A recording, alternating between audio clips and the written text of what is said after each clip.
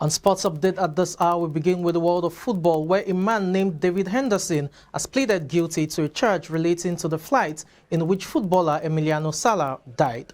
The charges were brought by the Civil Aviation Authority, and it relates to endangering the aircraft and operating commercially without permission.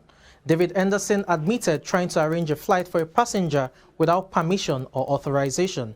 The plane carrying the 28-year-old Salah and pilot David Ibbotson crashed into the English Channel in January 2019. Henderson will go on trial after denying a separate charge of endangering the safety of an aircraft. Henderson is alleged to have arranged the flight carrying Salah and the 59-year-old Mr. Ibbotson. The single-engine Piper Malibu aircraft was taking the striker to England following his multi-million-pound transfer deal from Nantes in France to Cardiff, where he had signed for the Bluebirds. The body of Salah was recovered from the seabed the following month after the crash, but the body of Mr. Ibbotson from Crawley, Lincolnshire, was never recovered. The Air Accidents Investigations Branch reported at the start of the year that the plane had been leaking carbon monoxide during the flight, and a final maneuver by Mr. Ibbotson to pull up the plane had caused it to break up mid-air. A jury inquest into his death was postponed until after Henderson's trial, which is scheduled for the 14th of February 2022. Henderson's trial is expected to last 10 days.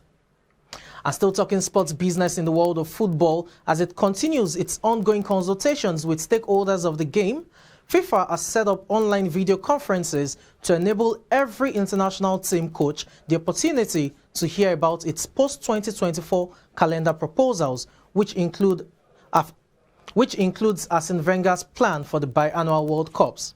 The discussions will be led by the former Arsenal manager Arsene Wenger, who is now FIFA's Chief of Global Football Development and has helped to shape the men's calendar proposals. The proposed changes include holding a men's tournament every June, a mandatory 25-day rest periods for players after their involvement in tournaments, and cutting the number of qualifying matches and the number of international breaks during a season. Closing the gap between World Cups from 4 years to 2 has proved the most controversial aspect of the plans. The International Olympic Committee on Saturday said it shared concerns raised by other bodies, including European Football Confederation (UEFA), over the plans. The IOC called for a wider consultation, including with athletes and representatives, which obviously has not taken place.